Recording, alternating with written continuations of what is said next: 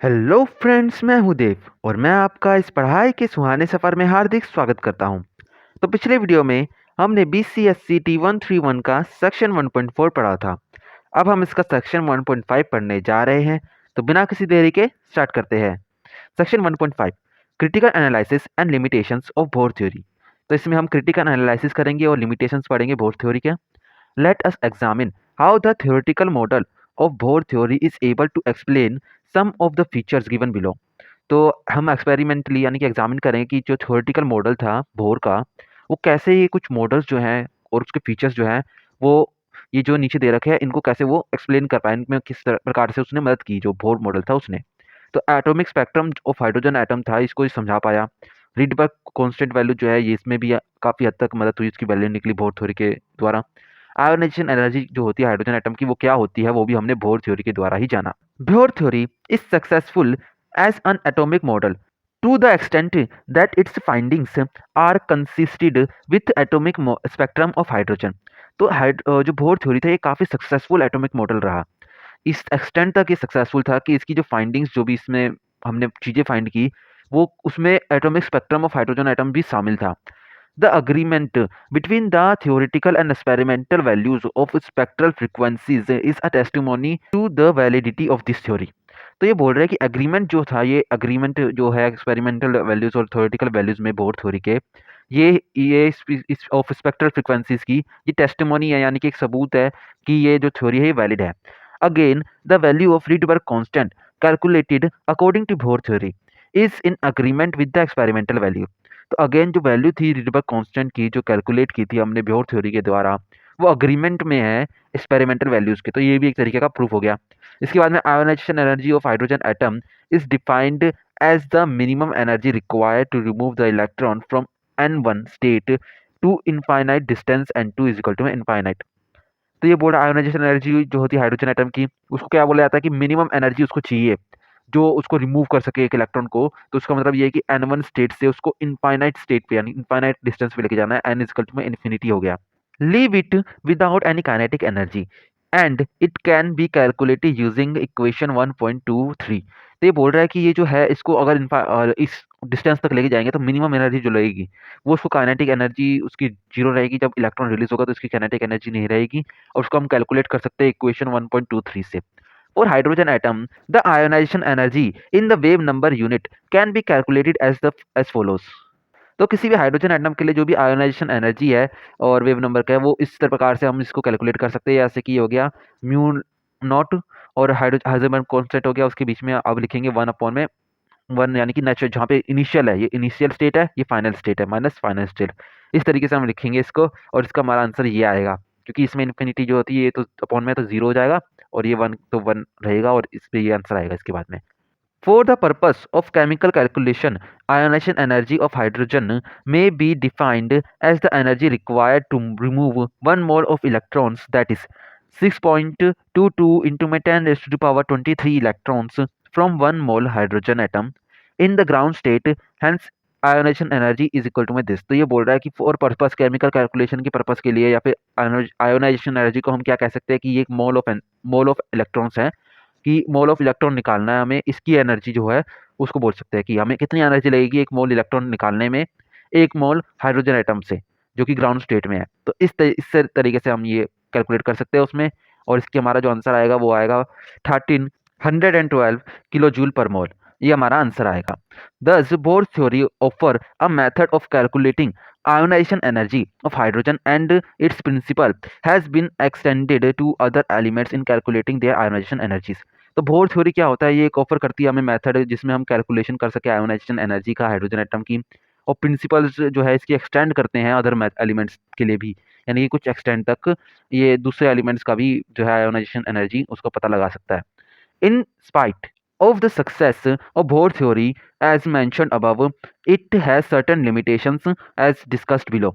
इतनी सारी सक्सेस होने के बावजूद बोर थ्योरी की, इसकी कुछ लिमिटेशंस भी है जो कि यहाँ पे दे रखी है। लिमिटेशंस ऑफ बोर थ्योरी, इसका पहला पार्ट पढ़ेंगे।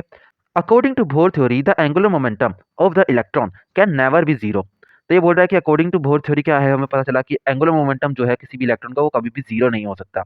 However, later in Unit 2, you will study that in n is equal to 1 state, electron has zero angular momentum. तो आप ये जो है लेटर अभी जो पढ़ेंगे हम यूनिट 2 पढ़ेंगे तो आपको ये पता चलेगा कि आपका जो n इज इक्वल टू 1 में इलेक्ट्रॉन जो होता है उसका जीरो एंगुलर मोमेंटम होता है। इसके बाद में हम सेकंड पॉइंट पे आते हैं। The hyperfine structure in the atomic spectrum of hydrogen is not well explained by Bohr theory। तो आप देखेंगे जो हाइपरफाइन स्ट्रक्चर है एटॉमिक स्पेक्ट्रम का ऑफ हाइड्रोजन वो बोर थ्योरी में वेल एक्सप्लेन नहीं है, यानी कि अच्छे से एक्सप्लेन तो कर रखा है पर वेल एक्सप्लेन नहीं है। इसके बाद में थर्ड पॉइंट हमारा आता है also Bohr theory is not able to explain the spectra of multi electron atoms. और बोर थ्योरी क्या एक्सप्लेन नहीं कर सकता, जो स्पेक्ट्रा जो बनता है मल्टी इलेक्ट्रॉन एटम का उसको भी बोर थ्योरी एक्सप्लेन नहीं कर सकता। Further this theory does not explain how molecules are formed from atoms. तो ये भी एक्सप्लेन नहीं करता ये थ्योरी की जो मॉलिक्यूल्स जो है वो किस प्रकार बनते हैं एटम में से। It doesn't recognize the wave properties of electrons. और ये जो है वेव प्रॉपर्टी जो होती है इलेक्ट्रॉन की उसको भी ये रिकॉग्नाइज नहीं करता है। इसके बाद में यहाँ पे हमारा एक नोट दे रखा है, इसको हम पहले पढ़ लेते हैं। The splitting of spectral lines in the atomic spectrum is called hyperfine structure. तो हाइपरफाइन स्ट्रक्चर जो यहाँ पे बता रखा था हमें ये क्या होता है, ये होती है स्प्लिटिंग ऑफ स्पेक्ट्रल लाइन की स्प्लिटिंग एटॉमिक स्पेक्ट्रम में। It is caused by the spin angular momentum. तो स्पिन एंगुलर मोमेंटम जो है उसके द्वारा ये होती है of the electrons and the coupling of the spin to the orbital angular momentum. तो इसके कारण ये होती है। और इसके बाद में हम आगे बढ़ते हैं। Just like electromagnetic radiation electrons also have both particle and wave aspects. तो जिस तरीके से इलेक्ट्रोमैग्नेटिक रेडिएशन होती है उसी तरीके से इलेक्ट्रॉन के पास भी दोनों पार्टिकल और वेव एस्पेक्ट्स होते हैं, दोनों होते हैं उसके पास में। Using the crystal spacing in a nickel crystal as the diffraction gradient. हम कोई सी भी क्रिस्टल स्पेसिंग जो है निकल क्रिस्टल की उसको अगर हम डिफ्रैक्शन ग्रेडियंट की तरह इस्तेमाल करें, it is possible to obtain diffraction patterns that could be understood in terms of wave motion of electrons. तो हम क्या कर सकते हैं कि तो हमें ये पता चलेगा कि जो डिफ्रैक्शन पैटर्न है हमें डिफ्रैक्शन पैटर्न मिलेगा और जिसको हम अंडरस्टैंड कर सकते हैं वेव मोशन ऑफ इलेक्ट्रॉन के रूप में उसको अगर अंडरस्टैंड कर सकते हैं। But bourse theory has not provided any explanation for this phenomena. तो बोर थ्योरी ने इस फिनोमिना के ऊपर भी कोई एक्सप्लेनेशन नहीं दे रखा है, इसको प्रोवाइड नहीं कर पाया है। According to the Bohr theory electron moves in orbits known as stationary states. तो बोर थ्योरी के अकॉर्डिंग इलेक्ट्रॉन जो है वो जिस ऑर्बिट में मूव करते हैं उसको स्टेशनरी स्टेट बोला जाता है। The path of this orbit और trajectory can be known only if we know simultaneously both the position and the velocity of electron. तो जो पाथ है इस ऑर्बिट का, जो ट्रेजेक्टरी है इलेक्ट्रॉन की, उसको हम तभी फाइंड कर सकते हैं जब हमें दोनों चीज़ें यानी कि पोजीशन और वेलोसिटी दोनों पता हो उसकी इलेक्ट्रॉन की, तभी हम उसको फाइंड कर सकते हैं। It therefore assumes the accurate and simultaneous determination of both position and the velocity of the electron. तो ये क्या है, ये मान लेता है एक्यूरेट, यानी कि ये एक्यूरेट है कि उसकी पोजीशन और वेलोसिटी जो है इलेक्ट्रॉन की वो सही बता रहा है, ये मान लेता है। But this assumption is not in conformity with the wave nature of electron. पर ये जो अजम्पशन थी ये कन्फर्मिटी में नहीं थी किसी भी, यानी कि वेव नेचर ऑफ इलेक्ट्रॉन के जो होता है वेव नेचर इलेक्ट्रॉन का उसकी इसमें।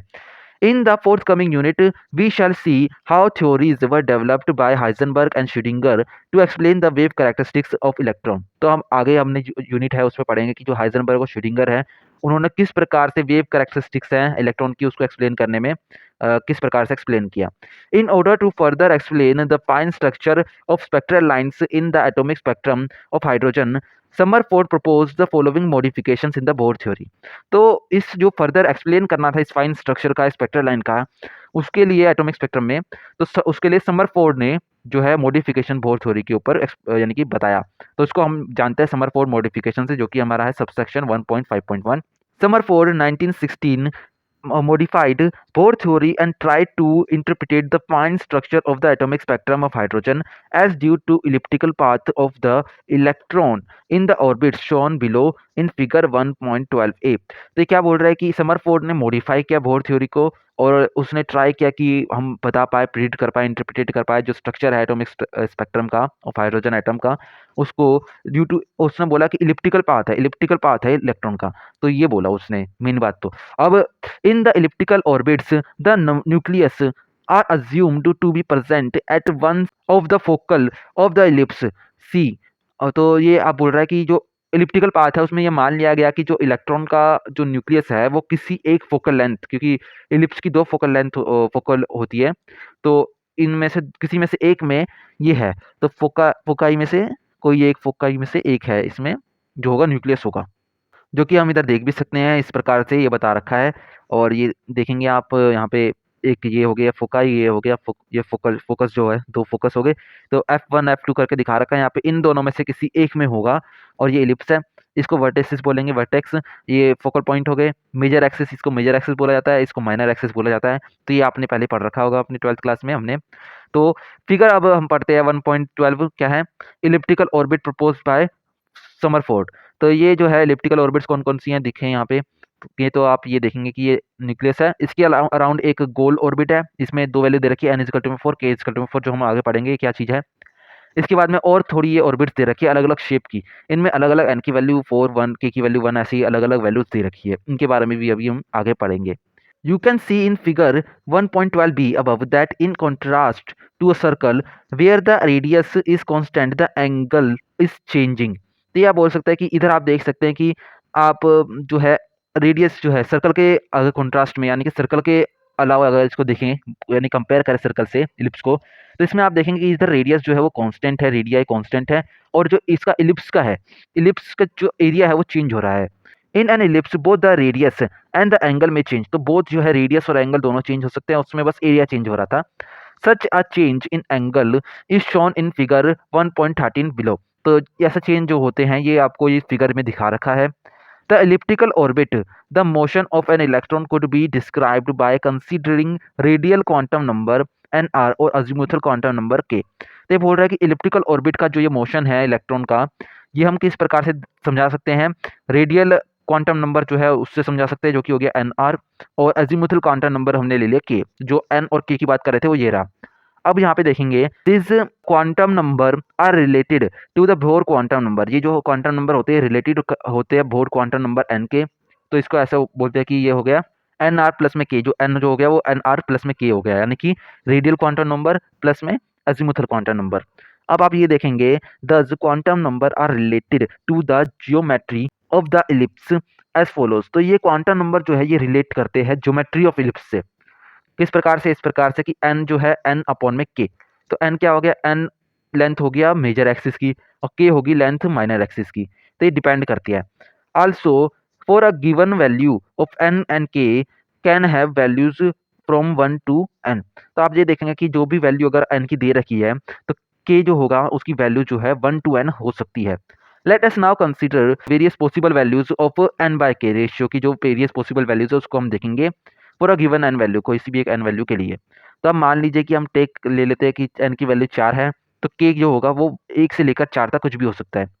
This will lead to the following n by k values. तो ये following n by k values को बताएगा हमारे पास में कौन कौन सी वैल्यू, ऊपर एन होता है नीचे के होता है, तो 4/1 आ सकता है, 4/2 आ सकता है, 4/3 आ सकता है, 4/4 आ सकता है। तो ये 4 वैल्यूज जो है हमारी ये आ सकती है। You can see that the orbits represented in first, second, third are elliptical orbits, whereas the orbit mentioned in fourth is a circular orbit। तो आप ये देखेंगे जो ये ऑर्बिट्स जो हैं ये जो है ये फर्स्ट सेकंड थर्ड, क्योंकि ये मेजर एक्सिस होती है माइनर एक्सिस हो गया, तो ये अलग अलग बन रही है। तो ये जो 3 है ये एक इलिप्टिकल ऑर्बिट बना रही है, और जो लास्ट है क्योंकि इसमें मेजर और माइनर एक्सिस सेम है, तो ये जो है ये सर्कल बना रही है, तो ये सर्कुलर ऑर्बिट बना रही है। तो आप इसको सी कर सकते हैं, जो हमने फिगर 1.12 में पढ़ा था उसमें भी आप देख ही सकते थे। Thus the circular orbit is a special case of elliptical orbits having n is equal to में k। तो ये सर्कुलर ऑर्बिट जो बनती है ये एक स्पेशल केस है इलिप्टिकल ऑर्बिट का, जिसमें n जो है इक्वल टू k होता है। Summerford give the following expression for energy of electron in hydrogen atom. जो समरफोर्ड है उसने ये जो है स्पेशल जो है दिया हमें एनर्जी निकालने के लिए एक स्पेशल इक्वेशन दी। उसने बोला E n is equal to में क्या होता है 2π² e⁻⁴m अपॉन में k प्लस में एन आर, जो हमारा हो गया n। और जैसे कि आपको पता ही है कि k और प्लस में आर एन आर जो है वो n हो जाता है, और h जो हो गया h का स्क्वायर, तो ये हो गया हमारा एनर्जी की value. Thus, it was shown by the above expression that energy depends not only on the principal quantum number n, but on the azimuthal quantum number के आल्सो टू सम एक्सटेंट। तो इस तरीके से हमें ये पता चला कि जो एनर्जी जो होती है किसी भी इलेक्ट्रॉन की, वो सिर्फ प्रिंसिपल क्वांटम नंबर के ऊपर डिपेंड नहीं करती है, वो कुछ एक्सटेंट तक जो है अजीमुथल क्वांटम नंबर जो है उसके ऊपर भी, यानी कि के ऊपर भी डिपेंड करती है। तो therefore according to Sommerfeld modification the extents of sub energy levels in each principal energy level was possible. तो क्या बोल रहा है, समरफोर्ड के द्वारा ये पॉसिबल था, यानी कि सब एटॉमिक एनर्जी लेवल्स जो है, सब एनर्जी लेवल्स जो है उसकी पॉसिबिलिटी थी, किसी भी एनर्जी लेवल पे ये पॉसिबल था कि सब एनर्जी लेवल हो। The presence of extra elliptical orbits which differ slightly from each other in energy can account for the extra lining in the spectra of atom।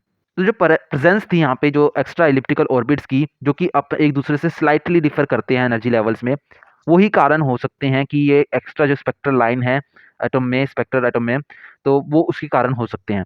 Thus the asymmetric quantum number represented by Summerford by K was later modified as L।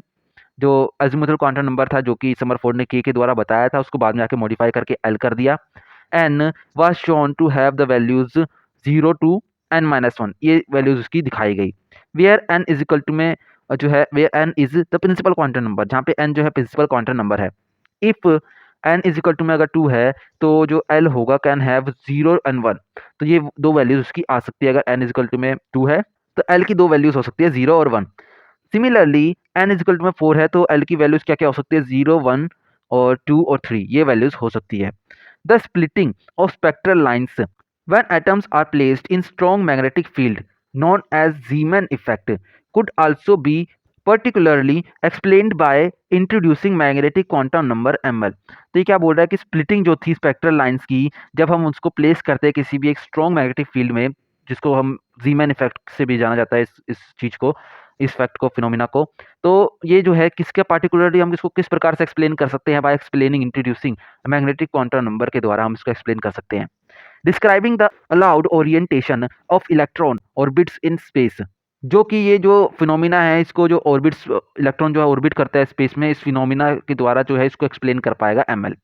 It was shown that for each value of l and m l can have L2L plus 1 value, namely from plus L to minus L।